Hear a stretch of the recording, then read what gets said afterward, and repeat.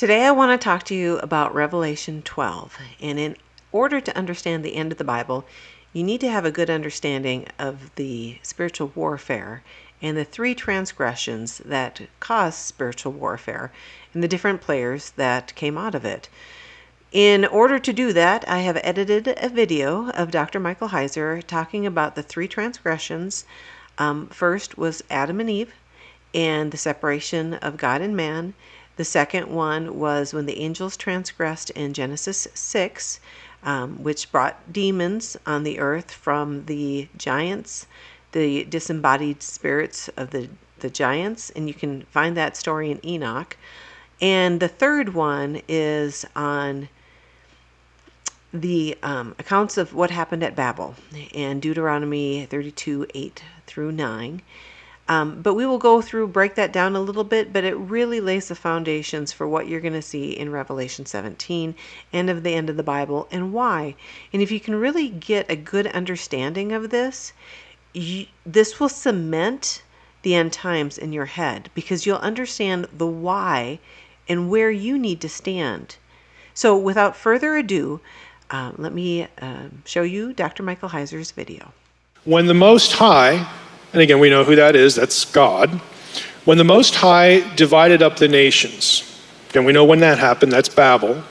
When he fixed the boundaries of the peoples, he did so according to the number of the sons of God.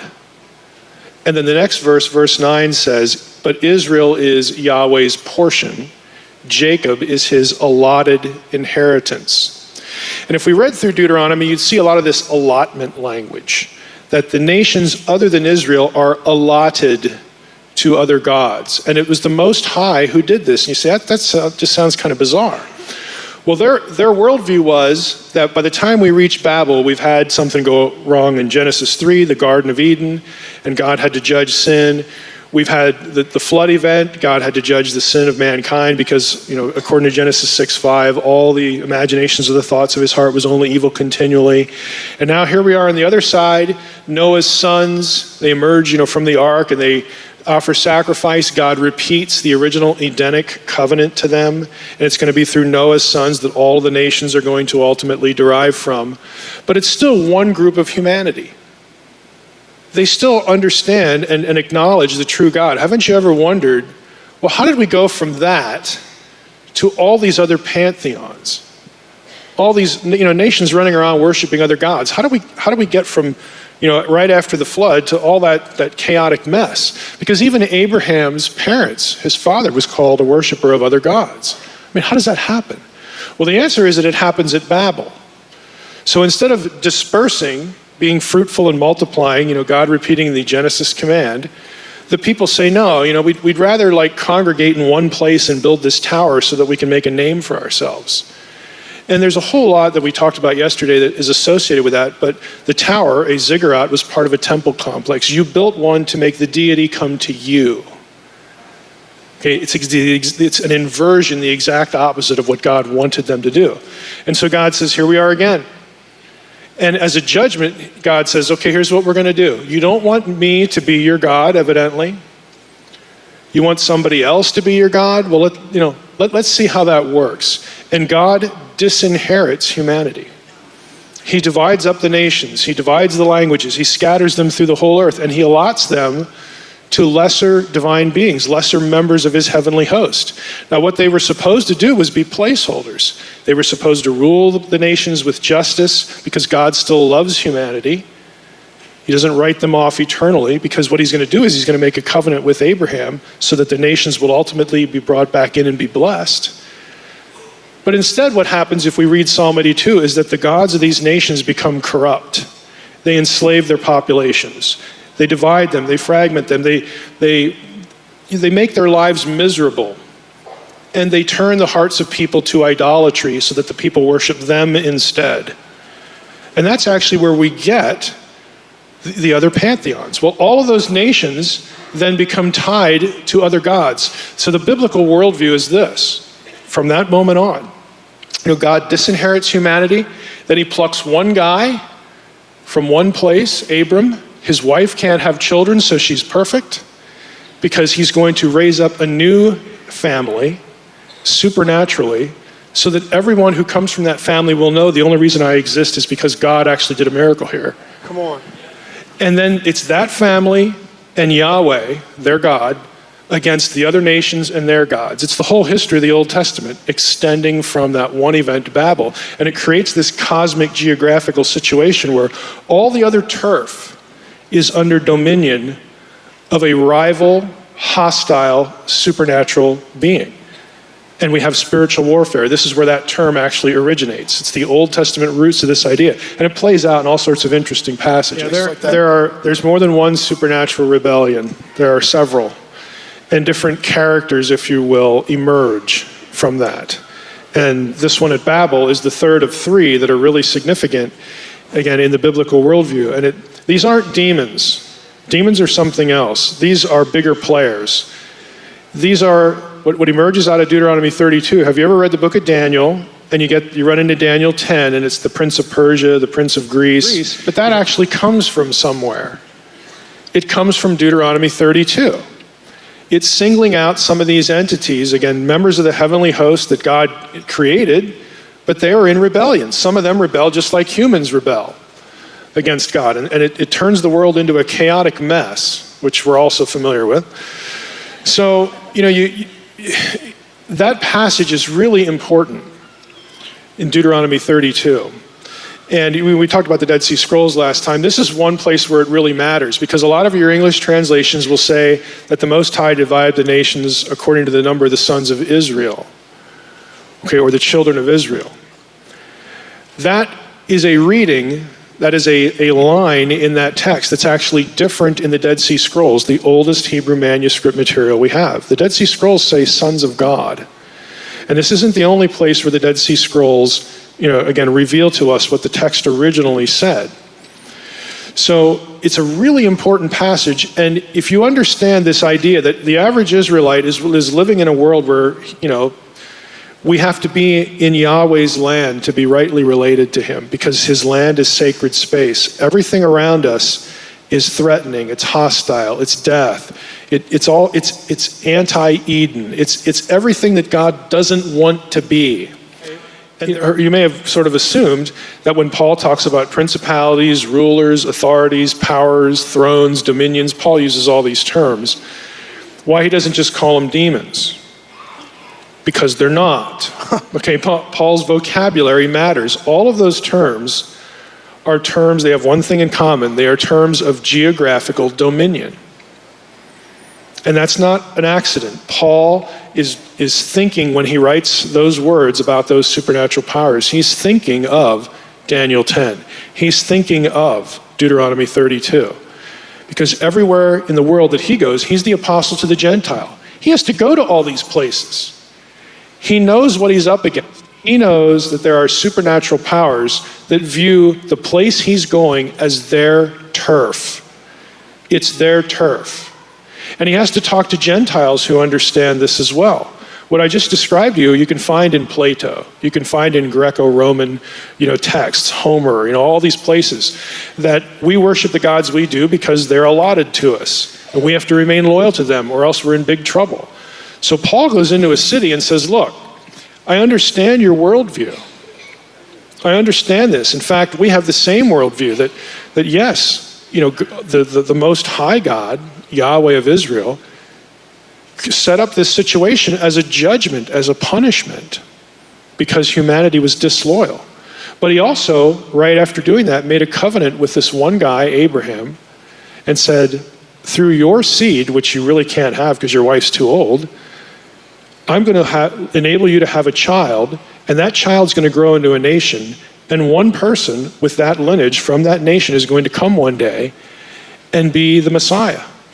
And through him, through you, through your seed, all of the nations of the earth will be blessed. They'll be brought back into the family. And so Paul knows that this is the way everybody thinks, so he can go into a Gentile in the city and say, look, I know you're thinking that if you abandon your gods and you turn to Jesus, that you're in big trouble. It's dangerous. But I'm here to tell you that the Most High, who is more powerful than all these others, because he's the one who commanded them in the first place, and they rebelled, but he's the one over them. he's greater, that the Most High became a man. And that man was Jesus of Nazareth, who went to a cross, died, and rose 3 days later, and has given me as his apostle the authority to tell you it is time to come back home. So don't be scared. If you are Christ, Paul writes to the Gentiles in Galatians 3, if you are Christ, you are Abraham's seed and heir according to the promise. It's Galatians 3, 26 through 29. They are brought in as one people of God, and the people of God become a sacred space. And their mission is to bring people from all the nations into the family, and then they're still living out in the nations, and they repeat the process. They replicate themselves, because the ultimate goal is not just one little piece of land the size of New Jersey associated under Yahweh's dominion. It's the entire globe. It's the entire earth, which is why at the end of the book of Revelation, the new earth is a new Eden, has a tree of life. Okay? I mean, all of these things are deliberate, that you can trace these ideas through the Old Testament, but the entire globe and each one of us doing the job of the Great Commission reflects the ultimate goal of every nation under dominion. I mean, Paul again has this worldview drawn from the Old Testament of supernatural forces that are evil and wicked and hostile to God. They are rivals, and they are rivals to God, they're rivals to his people. They have geographical dominion, and he refers to them as principalities, powers, rulers, authorities, all these vocab terms. Now, what's really interesting, and this is what you're angling for here, is that there are 5 or 6 places, Colossians 2 is one, Ephesians 1, Ephesians 3, Ephesians 4, actually, with Bashan there, quoting Psalm 68, 1 Peter 3, Peter does it as well. There are several places that associate, oddly enough, the resurrection with the defeat, the delegitimization of the supernatural powers and principalities. And if you look up Psalm 82, in that Greek translation, the word arise there is the verb associated with resurrection. Anistemi. Anastasis is the noun, it's the resurrection. And that verb shows up in 3 or 4 Old Testament passages that have the Messiah or God rising up and taking the nations. So Paul knows this.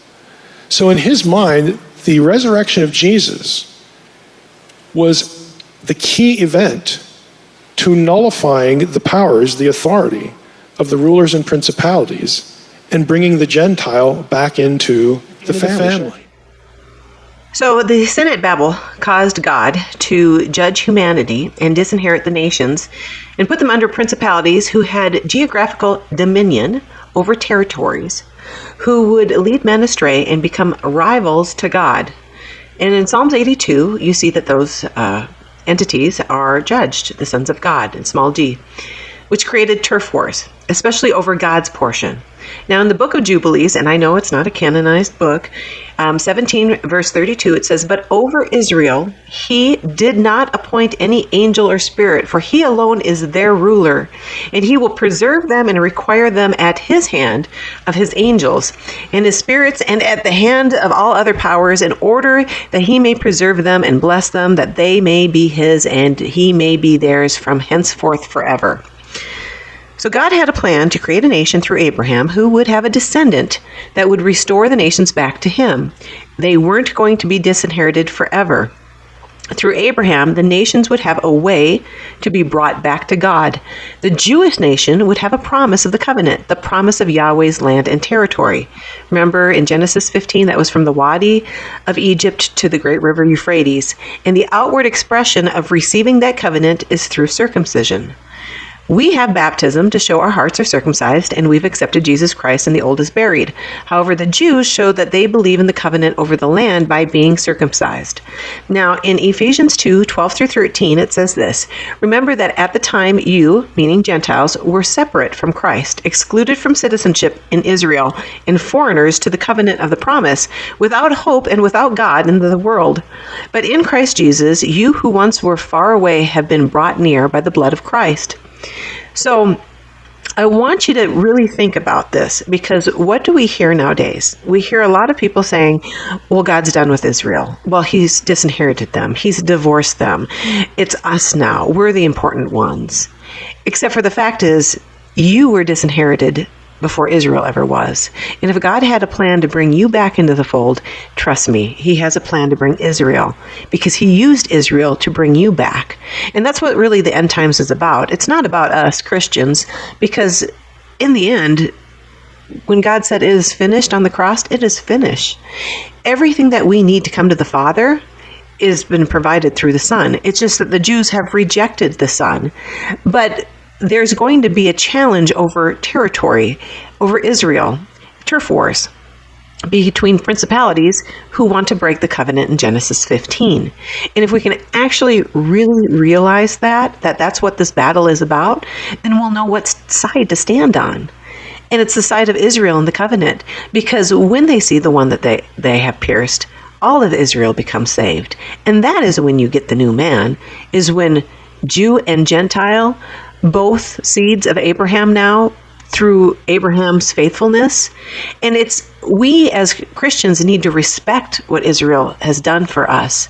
And even though they have fallen away and they have a hardening of heart, that doesn't mean we persecute them, because we have to understand that the Father sees what they will be, what they will become, and we need to stand by that and look at that promise in the days ahead.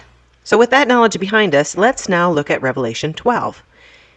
Now a great sign was seen in heaven, a woman clothed with the sun, under her feet the moon, and on her head a crown of 12 stars. She was pregnant and about to give birth, and she screamed in the agony of labor. In Genesis 37:9, Joseph has a dream, and it says, "Then he had another dream, and he told it to his brothers. 'Listen,' he said, 'I had another dream, and this time the sun and the moon and 11 stars were bowing down to me. This is the nation of Israel. The 12 stars represent the 12 tribes. The sun and the moon and 11 stars, Joseph being the 12th stars, represents the family or the house of Jacob. And you have to remember that Jacob was later renamed Israel. And the child that she is carrying is the Messiah, is Jesus. Another sign was seen in heaven. There was a great red dragon with 7 heads and 10 horns, and on its head were 7 royal crowns. Now the dragon is Satan, and this is the same similar representation that you will see in Revelation 13 with the beast, the sea beast, and with the 7 heads there. And again, this is territory. This represents the 7 times that Satan has taken over Yahweh's portion, Israel, through kings and kingdoms. Now, the 7 heads represent the 7 kingdoms, and those were Egypt, Assyria, Babylon, Medo-Persia, Greece, Rome, and the Ottoman Empire. In Revelation 13, you see that the beast suffers a head wound. One of them does.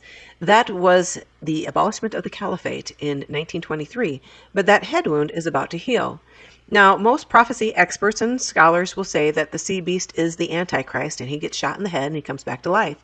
But A, you're giving Satan authority that he does not have. He does not have the ability to bring life from the dead, and he would abuse it if he had it. And secondly, you're thinking of only yourself and not Israel. This is turf wars, and the final kingdom was the Ottoman Empire. It suffered a head wound in 1923 with the abolishment of the caliphate in the Treaty of Lausanne. After 100 years, that can come back. And as I will show you later on, there is great talk about bringing the caliphate back. Why? Because it is the sea beast, and it's going to come back. And with it will be the Antichrist leading the way of the sea beast. Its tail, so the dragon's tail, Satan, swept 1/3 of the stars out of heaven and threw them to the earth. Now, this is an angelic rebellion, and I'm not quite sure here if this was past or if this is future, and I'll explain that on another slide. It's kind of sandwiched between the birth of Messiah, so it could have been around the time Messiah was born, or it was prophetic, saying of what he will do at the time of the angelic rebellion when 1/3 of the angels are cast to the ground, and that's going to be kind of explained a little further ahead. Now it, meaning the dragon, stood in front of the woman, Israel, was about to give birth to Messiah so that it might devour the child, Jesus, the moment it was born. Well, when did this happen? In Matthew 2:16, it says this, "Then Herod, when he saw that he was mocked of the wise men, was exceedingly wroth, and sent forth and slew all the children that were in Bethlehem, and in all the coasts thereof, from 2 years old and under, according to the time which he had diligently inquired of the wise men." Satan uses kings and kingdoms to evoke his plan. He is spiritual and needs to influence the physical to accomplish his goals. And that lines up with Ephesians 6:12, where it says, "For we wrestle not against flesh and blood, but against principalities, against powers, against rulers of the darkness of this world, against spiritual wickedness in high places." Remember, this is turf wars, and principalities that are over nations influence kings and kingdoms or governments. And it's so important that Christians actually enter into government, because if they don't, there's nothing standing in the way of these principalities getting their way. She, Israel, gave birth to a son, which is Jesus, a male child, the one who will rule all the nations with an iron scepter when he brings them back together as the one man. Psalms 45:6, Genesis 49:10, Numbers 24:17, and Psalms 110:2 all mention the iron scepter. But her child, Jesus, was snatched up to God and to his throne. And we know that is where Jesus is today. So we're now moved from past to present. And in 1 Peter 3:22 it says, "He is gone into heaven and is at the right hand of God, with angels, authorities, and powers subject to him." And Numbers 24:17 was one that says, "I see him, but not now. I behold him, but not near. A star will come out of Jacob, a scepter will rise out of Israel. He will crush the foreheads of Moab, the skulls of all the people of Sheth."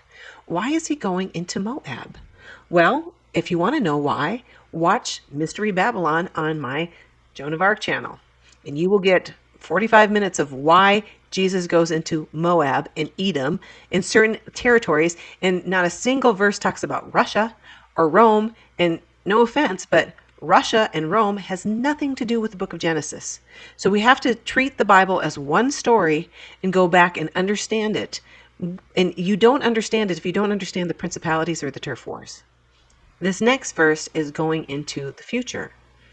"And she, the woman Israel, fled into the desert, where she has a place prepared by God so that she can be taken care of for 1260 days. We know this is the future. This is at the times of Jacob's trouble. And in Jeremiah 30, verse 7, it says, "How awful that day will be. None will be like it. It will be a time of trouble for Jacob, but he will be saved out of it." Jacob was renamed Israel in Genesis 32:28. The man said, "From now on, your name will no longer be Jacob. You will be called Israel, because you have wrestled with God and with men, and you have won." And in Revelation chapter 13, verse 5, it says, "And the beast was given a mouth uttering haughty and blasphemous words, and it was allowed to exercise authority for 42 months. That's 1260 days. In Zechariah, it says in Zechariah 12, verse 18 through 10, and this is speaking of the day of the Lord. So when Jesus' foot hits Mount Zion, the day of the Lord, it says, "On that day, the day of the Lord, the Lord will shield those who live in Jerusalem, so that the feeblest among them will be like David, and the house of David will be like God, like the angel of the Lord going before them. On that day I will set out to destroy all the nations who attack Jerusalem." You better know what side you're on.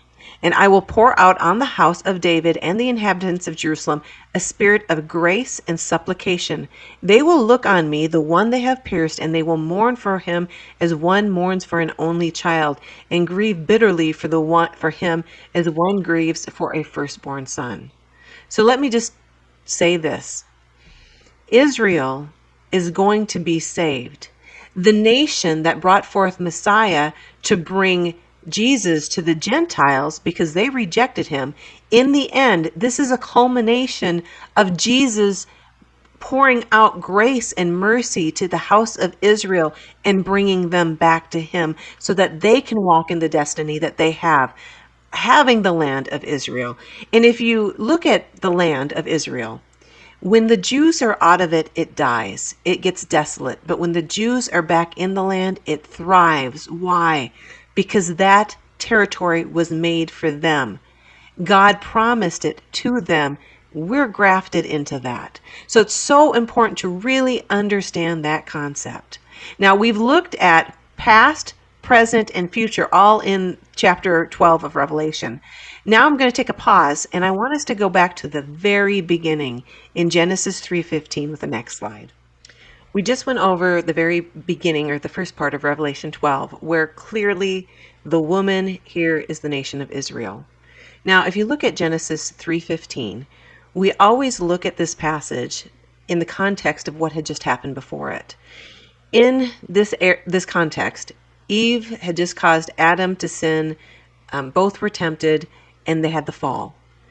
And God turns to Satan, and he says this. He says, "And I, meaning I, God, will put enmity between you, Satan, and the woman." Now, we always think that the woman here is Eve, or humanity, or her offsprings. But God knew the end at the beginning, and he's telling Satan that a nation was going to birth his son. And that's the woman. The same woman in Revelation 12 is the same woman here. It's very cryptic. And we as Christians, we catch the second part of this, but we don't catch the first part because we have disassociated the importance of Israel. But he knew the end at the beginning. So let's break this down. It says, "And I, God, will put enmity." Now, enmity is deep-seated hatred. When did God put deep-seated hatred between Satan and Israel?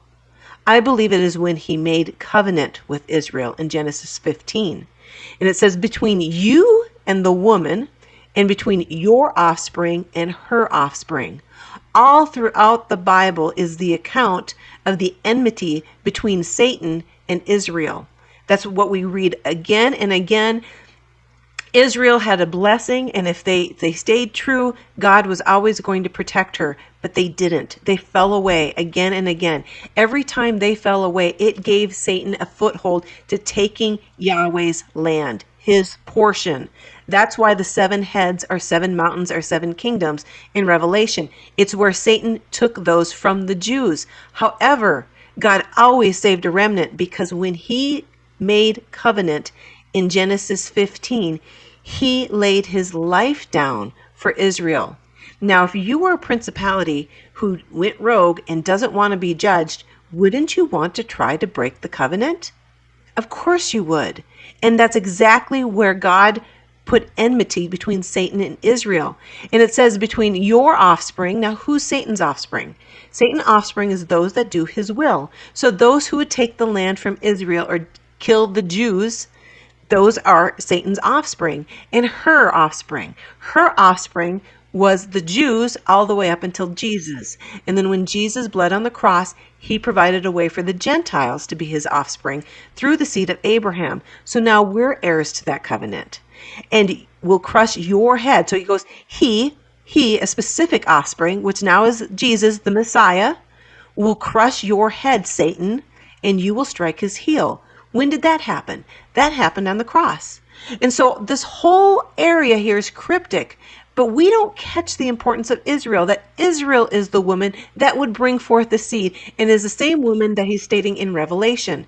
And when you see this, all of it, from beginning to end, you see that the whole Bible has the importance of the nation of Israel, because it was going to restore back to the Gentiles, because it was to the Jew first, but because they denied him and didn't recognize him, salvation came to the Gentiles.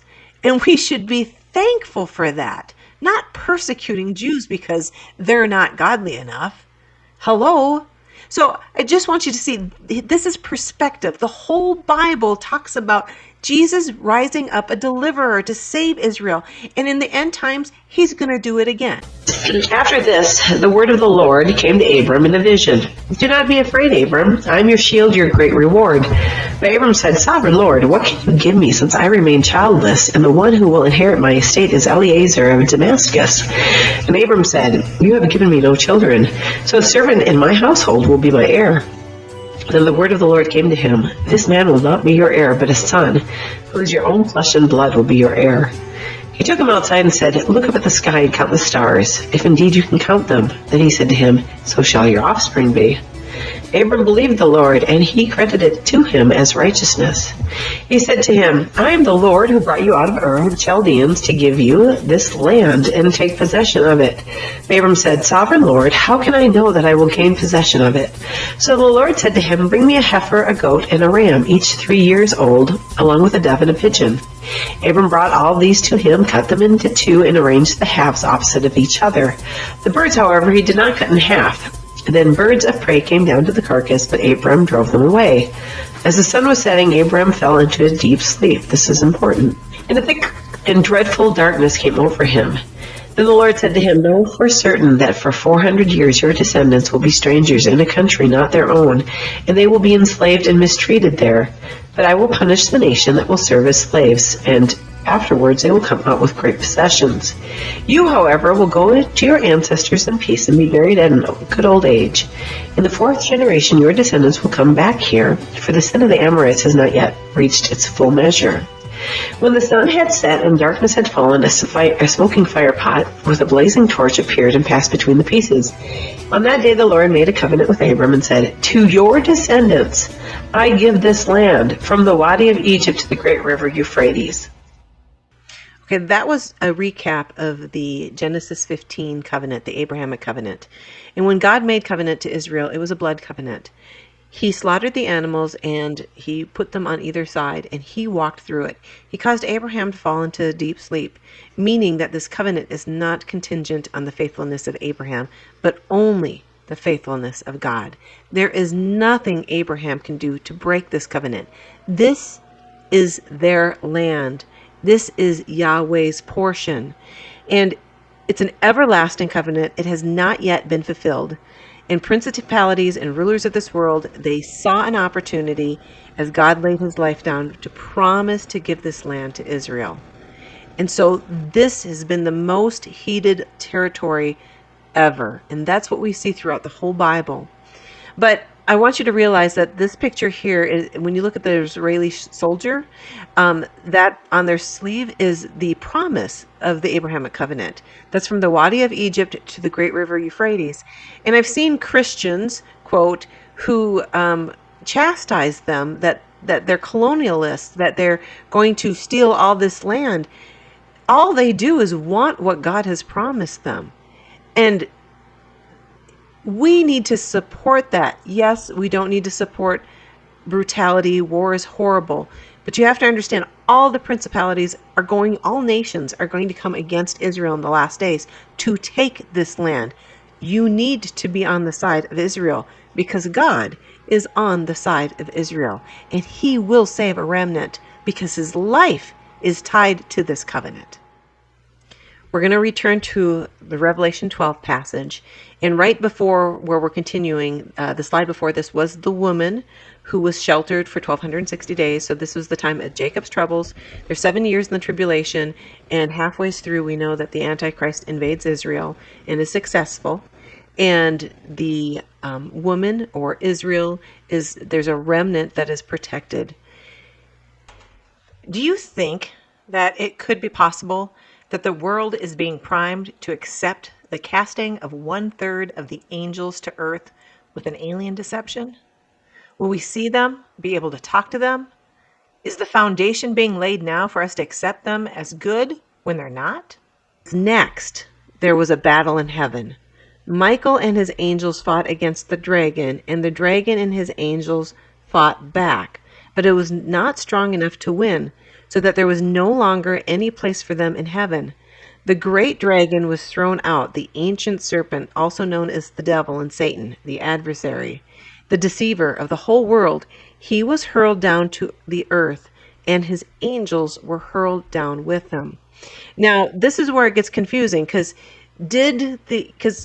previously it said that Satan, the dragon, swept 1/3 of the angels out of heaven to the earth.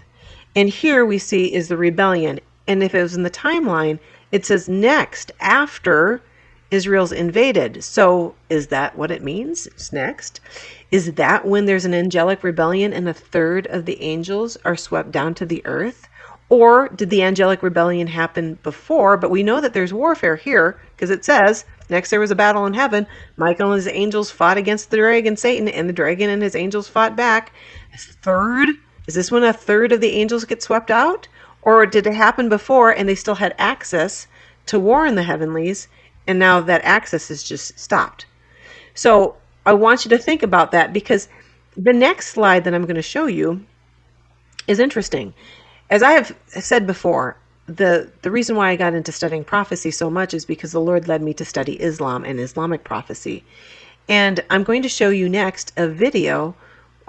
This was in August, but I've shown this video a long time ago. I've been trying to talk about this thing for 10 years. And in that video, I quote a Muslim website where it believes heart-shaking angels necessarily descend to the earth to at the time of the Mahdi's reign, which would totally coincide here with Revelation 12, with Satan being cast. And in Islam, they believe that an angel of light will descend on the Mahdi, who is the last caliph of the caliphate, and that at that time, he takes authority. He's almost baptized into his role. And yes, his role is to invade Israel and to sit at the Temple Mount. And it's not coincidence. Satan has prepped them to receive this person and be radicalized. And that's why we have to be praying for Muslims. We have to intensely understand this battle and start praying for them, because there needs to be a remnant to come out. And then the other video leads into Joel Richardson, who's doing an interview with Adnan Oktar, I think his name, Adnan Oktar, I can't remember it. But anyways, he also talks about that jinns, which is demons in Islam, will help spread Islam throughout the earth. So is it coincidence that Satan has prepped Islam to see these things? Or are we looking at the wrong spot when we're looking at Rome and Russia? You really have to look at these things, because it's coming close. Things are coming down the turnpike, because the caliphate's not too far away, and I'll show you that. Okay, so this picture was taken off of a Muslim website, and it's very interesting. The white horse in the background, I don't know if you can see it. It's standing up, but in its hand, it has a bow. Kind of like, the first trumpet, the white horse, and the rider's carrying a bow. The sky is opened up, and there's a dove descending on him. Like, this is the appointment of the Mahdi when he starts. And then this, what I'm going to read to you is from this Muslim website, and it says this: "It should also be remembered that when the a reformer, which I believe is Mahdi, appears in an age of prevalent evil, at that time of his advent there is a dissemination of light from heaven. In short, a wind blows which makes every ready heart lean towards thoughts of the afterlife and awakens its dormant faculties. God has stated in clear, unequivocal terms that when the reformer, the Mahdi, comes, from him heart-shaking angels necessarily descend to earth. Their descent produces a movement and urge in the hearts towards goodness and the path of truth." So it looks like, when Jesus was appointed and baptized by John the Baptist, and the heavens opened up and a dove descended, and he said, "This is my son in whom I'm well pleased." In this picture, it emulates. Yet according to Islamic prophecy, the Mahdi will be a Muslim caliph, or a global Muslim leader, who together with the Muslim Jesus will actually establish his seat of Islamic authority on the Temple Mount in Jerusalem. طبعا بما أن فلسطين والقدس هي في قلب العالم الإسلامي، إذا لابد أن يكون المسلمون أو المهدي بالتحديد موجودا في هذه المرحلة. وعندما سيأتي المهدي في آخر الزمان، لن يقتصر حكمه على بيت المقدس أو على فلسطين، سيكون هو في أغلب دول العالم. Mr. Oktar even went so far as to claim that during the time of the Mahdi, humans and jinn, or essentially the Muslim version of demons, would freely communicate and interact. Mr. Oktar even went so far as to claim that jinn would play a premier role in causing Islam to prevail throughout the world.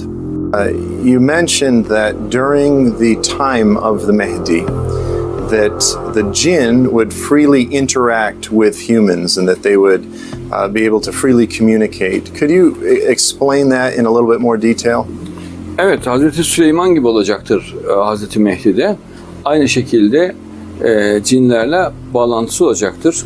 Mehdi hem cinlerin hem de insanların Mehdisidir. Müslüman olan cinler, Allah'a inanan cinler, İslam'ın dünya hakimiyetinde inananlara yardımcı olacaklar. Okay, so we just heard that Islam believes that at the appointment of the Mahdi, heart-shaking angels descend to the earth to spread Islam, and these angels will cause Islam to explode throughout the world.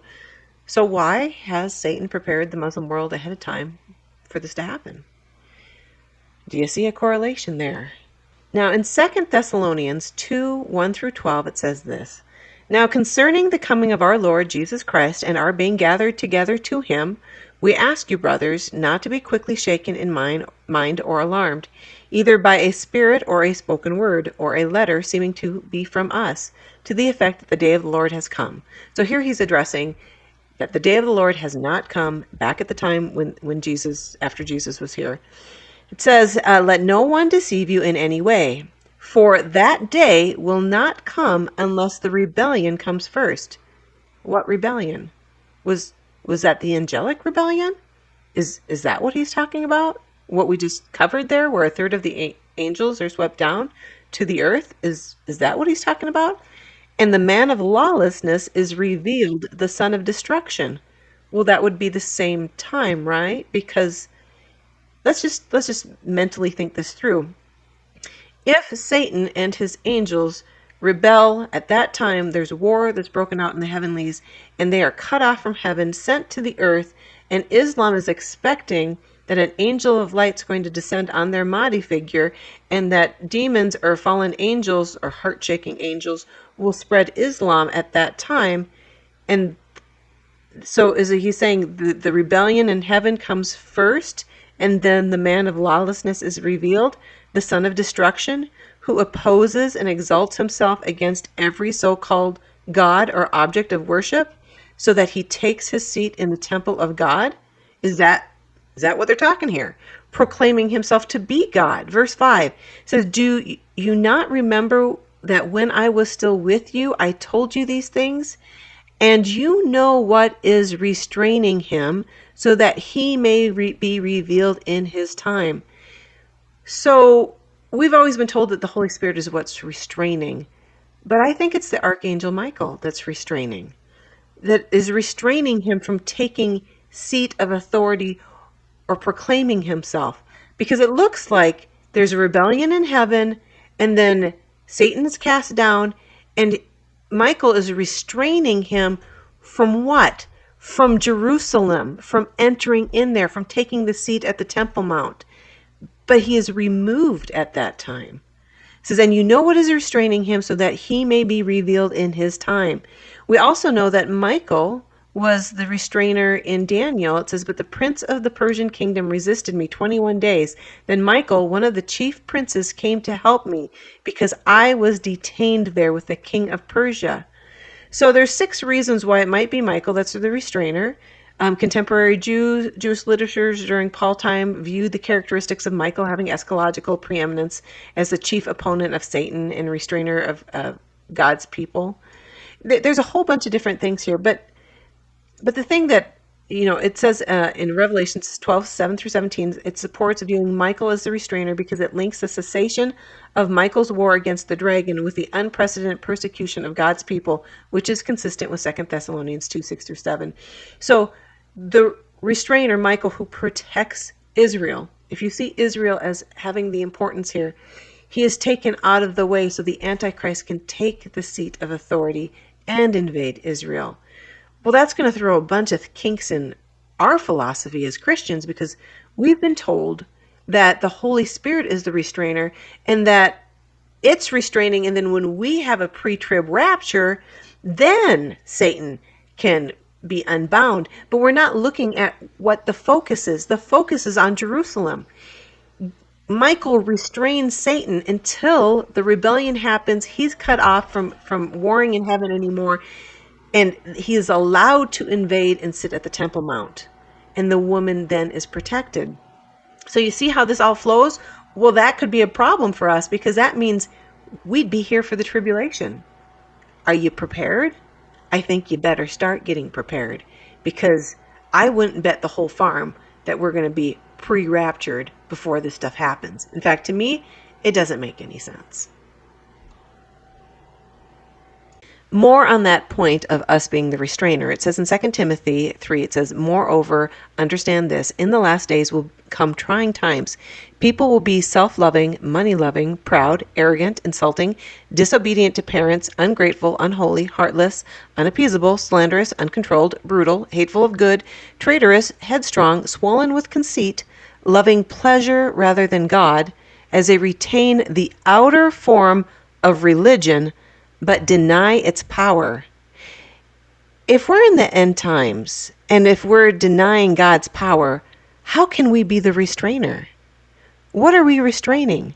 You know, in 2016, I did a video showing how our churches was intricately involved in spreading Islam through what's known as the Hijra. In Islam, the mandatory call to migrate to spread Islam is a key component. It's what Muhammad did to get Islam to explode. He migrated from Mecca to Medina, where he became a warlord and changed laws and got the upper hand on the Jews and took over the area. So what are we restraining when our churches bring over immigrants and sign a contract that they will not share the gospel? We're not restraining anything. We have some repenting to do, because we are now involved intricately in spreading the largest antichrist religion that the world will ever know.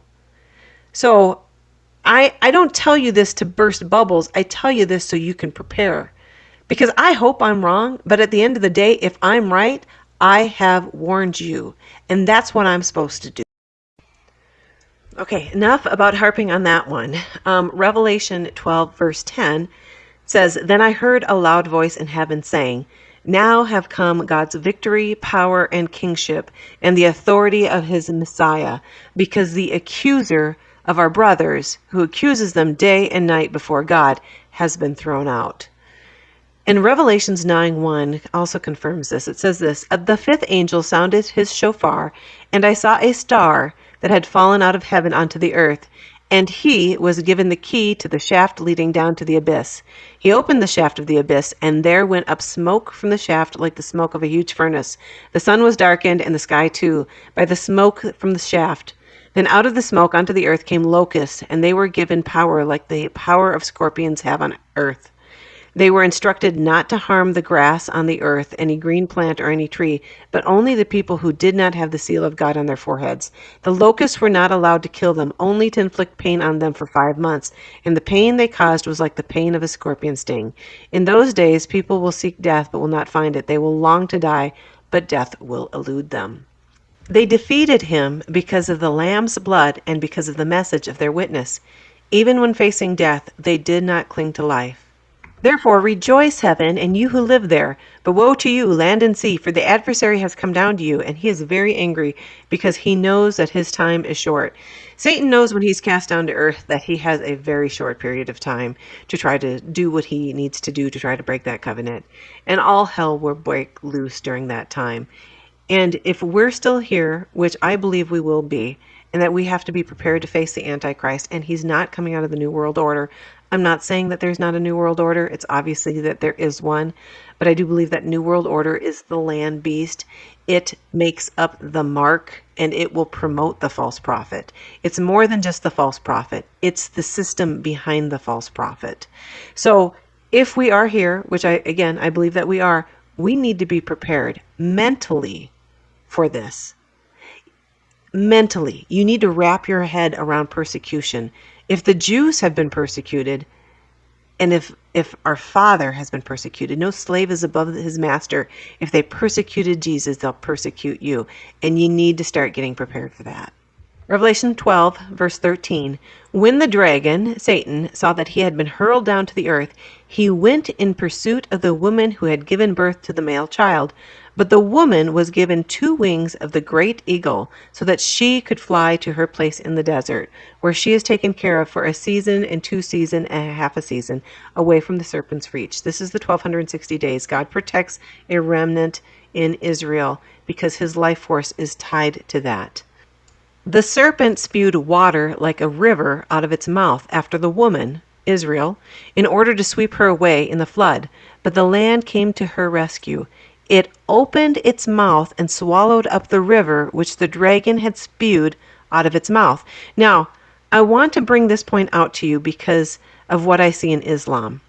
In Revelation 17:15, it says, "The waters that you saw where the whore is sitting," remember that's talking about the harlot, "are people, crowds, nations, and languages." And in Daniel 11:10, it says this. It says, "His sons will prepare for war and assemble a great army, which will sweep on like an irresistible flood and carry the battle as far as his fortress." So sometimes water can be described in the Bible as an army or a fortress or people. I bring this up because in Islam, they believe a whole army is swallowed up by an earthquake. Exactly what it sounds like in here if waters is an army. The serpent spewed, let's just say, an army out of its mouth after the woman in order to sweep her away in the flood. But the land came to her rescue. It opened its mouth and swallowed up the river which the dragon had spewed out of its mouth. So I'm going to show you two excerpts that say in Islam that they believe a whole army is going to get swallowed up by an earthquake. That the Prophet ﷺ, one day he grew restless because he had a dream. And then he said, "I saw something in my dream that made me restless." He's telling Aisha, "It was wondrous, amazing, strange. I saw that a group of people from my ummah, they were attacking the Kaaba. And they reached the land called Al-Bayda." So the Prophet ﷺ said, they will go through Al-Bayda and Allah will cause the earth to open up and the whole army will come crashing and be destroyed. This hadith is where? Bukhari and Muslim. When the army is swallowed, then the Mahdi is going to be attacked by another army, and this is now an army of the Quraysh. The dragon was infuriated over the woman and went off to fight the rest of her children, those who obey God's commands and bear witness to Yeshua. Then the dragon stood on the seashore. Galatians 3:29 says, "And if you are Christ's, then you are Abraham's seed and heir according to the promise. You, as a Christian, are the other offspring, and you need to be prepared to go through the fire. And out the other side is going to be blessing beyond what anybody can even recognize. It is going to be a beautiful thing. And God will be with you, but you have to have your faith in Him. You cannot run onto fear. You have to stand strong at this time and know, because fear is a tactic of the enemy, and it will steer you. He will steer you with the fear. You have to become fearless if you want to be an overcomer and put only the fear in God. So that ends Revelation 12 and leads you into Revelation 13, which is the sea beast and the land beast, which I highly encourage you that if you got anything out of what I just taught, that you understand what the sea beast is, what the land beast is, and how they work together in the end times. I think it's worth listening to just to broaden your horizons, if nothing else. Oh my gosh, I almost forgot to add this clip. But in August, I was speaking to a group of Glow people, and I mentioned that I thought that the next thing on the prophecy schedule was the return of the caliphate. And I want to show you that clip that I took of that when I was talking, but compare that also with what General Flynn just came out about a week ago when Trump was talking about buying Greenland. What he said about the caliphate and what would be one of Trump's biggest obstacles. And it really vindicates what I've been saying for the last 10 years, and I highly encourage you to watch the other videos that I put out months ago where I explain the biblical significance of the caliphate reforming. But he's calling for basically a caliphate, an Islamic empire to come back.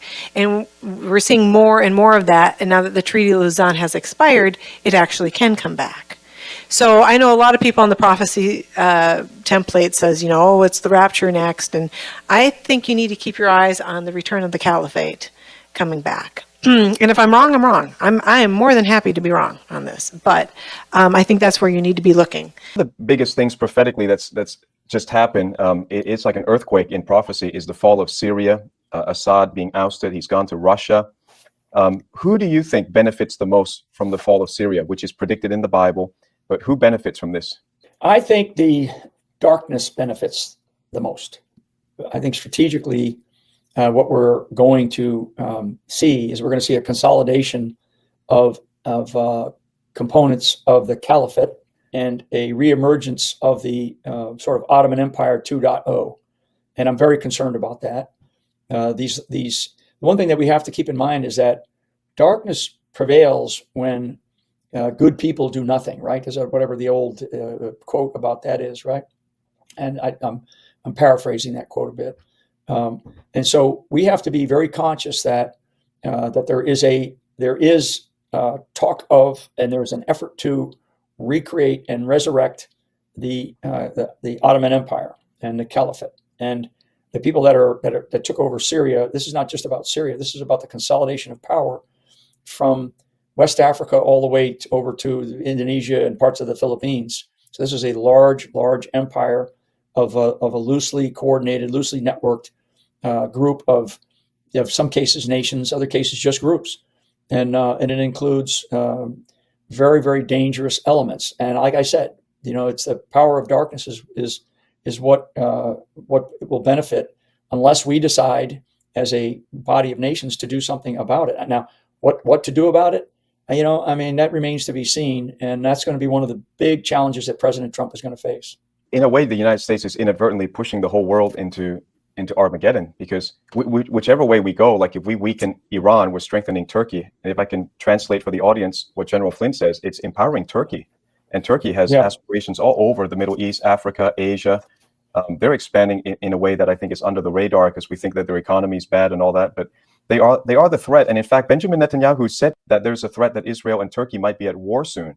What do you think about a member of NATO entering a war against Israel? Yeah, very dangerous. Also, Erdogan, I guess, talked about their now development of long-range ballistic missile systems that are intercontinental, right? That can range. Remember, Turkey sits at the nexus of three continents, right? Africa, Asia, and Europe. So intercontinental is the range of these missiles. So that's a tactical weapon system that has strategic consequences. And I think if Israel is talking the way they're talking, I do believe it's because what they're seeing is a movement where Erdogan sees himself as the leader of this new Ottoman Empire 2.0. And with the fall of Assad, now that puts Erdogan in a much higher level of authority within that world, right? Within the Arab world and in the Muslim world, where Egypt always kind of felt they were the ones that should have that seat. The Kingdom of Saudi Arabia has always tried to fight for it, fight metaphorically for that seat of power, but they're just not strong enough.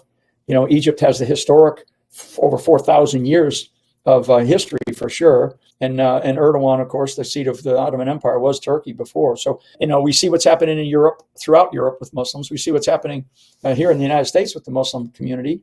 Whatever the 1.2, 1.3 billion Muslims on the planet, if 25% of them are radicalized, I'm not a math major, but that's quite a few. That's a huge number of people that are radicalized that can do severe damage to not just to local, sub-regional areas, but they can do damage to the entirety of the whole world. So those are extraordinary numbers, and those are the numbers that are pretty darn close to reality. I encourage you to go to my station, Joan of Arc for Freedom.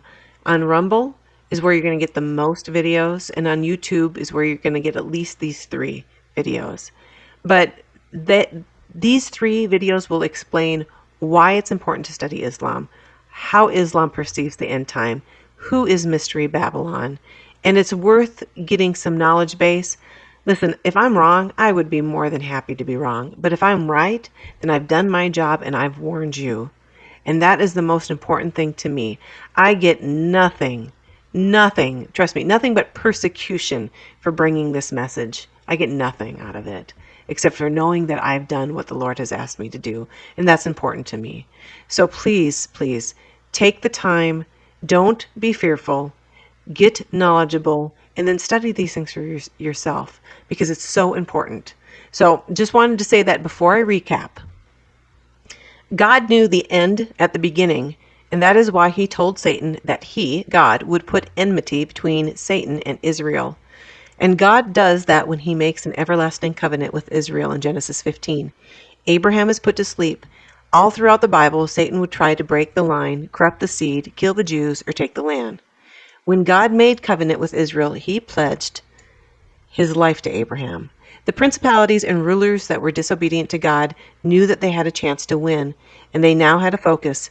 Israel would be tempted by Satan in every way, to be unfaithful, to corrupt the line. Remember, Sarah was taken by Pharaoh, and Pharaoh received boils.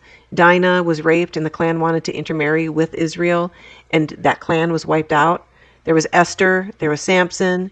Israel became a target for annihilation because of the covenant God made with her. But regardless, Messiah came, and the principalities took the bait to kill Jesus, not realizing that the outcome through his death and resurrection would be that he would take back and undo the separation from God that took place at the garden, and through Israel, all nations would be restored back to God. Romans 10:11-13 says, as scripture says, anyone who believes in him will never be put to shame, for there is no difference between Jew and Gentile. The same Lord is Lord of all and richly blesses all who will call on him. For everyone who calls on the name of the Lord will be saved. In Galatians 3:29 again says, if you are Christ, then you are Abraham's seed and heirs according to the promise. Through the blood of Jesus, we are grafted into their story. Inasmuch as God divorced the Gentile nations and put other gods to rule over them, he had a plan to bring those Gentile nations back through a seed of Abraham. And when that seed of Abraham came, he, Jesus, was rejected by the Jews. But that rejection brought salvation to the Gentiles to be grafted in. Just like the divorce of the Gentile nations was not permanent, neither is the divorce of Israel. The end of days is the restoration of Israel back to Messiah and a completion of the covenant in Genesis 15. They get the land back, all of it. You shall no longer be termed forsaken, nor shall your land any more be termed desolate, but you shall be called Hetzbazah, I can't say it, and your land Beulah, for the Lord delights in you, and your land shall be married. Isaiah 62:4. Hephzibah means my delight in her, and Beulah means you are married. Now I want to remind everybody of what Paul said in Romans 11:1-30. I ask then, did God reject his people? Certainly not. I am an Israelite myself, a descendant of Abraham from the tribe of Benjamin. God did not reject his people whom he foreknew. He foreknew Israel. That means he knew of them before they were, just like I said in Genesis 3:15. Do you not know what the scripture says about Elijah? How he appealed to God against Israel. Lord, they have killed your prophets and torn down your altars. I am the only one left, and they are seeking my life as well. And what was the divine reply to him? I have reserved for myself 7,000 men who have not bowed the knee to Baal. Remember, God always saves a remnant. In the same way, at the present time, there is a remnant chosen by grace. And if it is by grace, then it is no longer by works. Otherwise, grace would no longer be grace. Verse 7, what then? What Israel was seeking, it failed to obtain. But the elect did. The others were hardened, as it is written. God gave them a spirit of stupor, eyes that could not see and ears that could not hear, to this very day. And David says, may their table become a snare and a trap, a stumbling block and a retribution to them. May their eyes be darkened so they cannot see and their backs be bent forever. I ask then, did they stumble so as to fall beyond recovery? Certainly not. However, because of their trespasses, salvation has come to the Gentiles to make Israel jealous. But if their trespasses means riches for the world and their failure means riches for the Gentiles, how much greater riches will their fullness bring? I am speaking to you, Gentiles. Inasmuch as I am an apostle to the Gentiles, I magnify my ministry in hope that I may provoke my own people to jealousy and save some of them. For if their rejection is reconciliation of the world, what will their acceptance be? But life from the dead. Kind of like when they see the one that they have pierced, the graves are opened up because Jesus comes back. That, I believe, is the time of the rapture. If the first part of the dough is holy, so is the whole batch. If the root is holy, so are the branches. Now if some branches have been broken off, and you, a wild olive shoot, have been grafted in among the others to share in the nourishment of the olive root, do not boast, Gentiles, over those branches. If you do, remember this: you do not support the root, but the root supports you. You will say then, branches were broken off so that I could be grafted in. That is correct. They were broken off because of unbelief, but you stand by faith. Do not be arrogant, but be afraid. For if God did not spare the natural branches, he will certainly not spare you either. Take notice, therefore, of the kindness and severity of God, severity to those who fell, but kindness to you if you continue in his kindness. Otherwise, you also will be cut off. And if they do not persist in unbelief, they will be grafted in. For God is able to graft them in again. For if you were cut from a wild olive tree and contrary to nature were grafted into the one that is cultivated, how much more readily will these, the natural branches, be grafted in to their own olive tree? I do not want you to be ignorant of this mystery, brothers, so that you will not be conceited. A hardening in part has come to Israel until the full number of the Gentiles has come in. That is about to happen. And so all Israel will be saved, as it is written, the deliverer will come from Zion. He will remove godlessness from Jacob, and this is my covenant with them when I take away their sins. Regarding the gospel, they are enemies on your account, but regarding election, they are loved on the account of the patriarchs. For God's gifts and his call are irrevocable. Just as you who formerly disobeyed God have now received mercy through their disobedience, so they too now disobeyed in order that they too may now receive mercy through the mercy shown to you. For God has consigned everyone to disobedience, so that he may have mercy on everyone. And if that didn't make sense before, it should now. I want to end with a song from Israel that should remind you of why Jesus is coming back.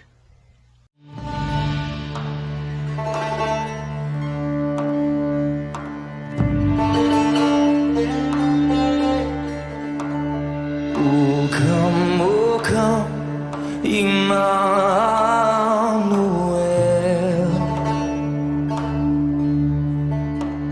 and ransom captive Israel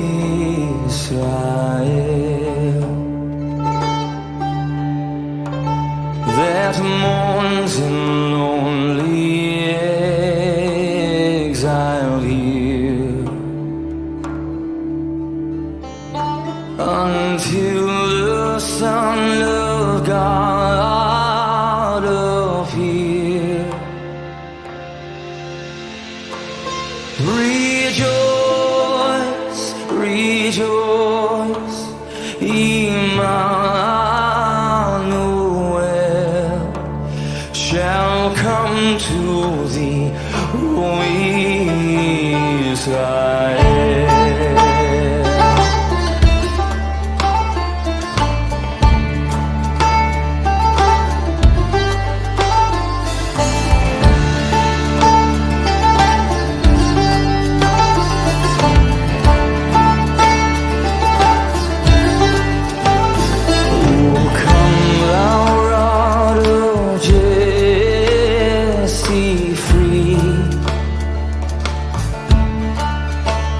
Lion from Satan's tyranny,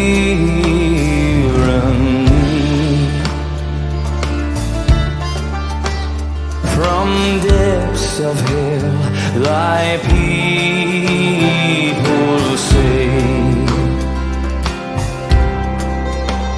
and give them victory o'er the grave.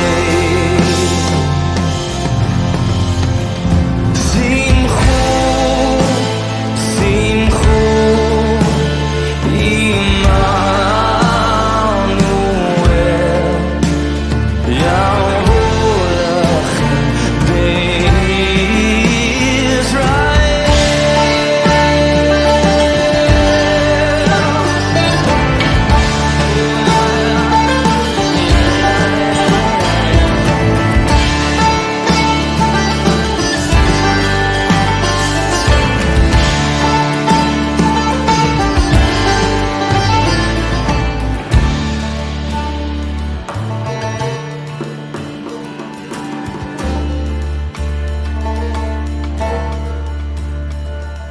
Come thou King of David, come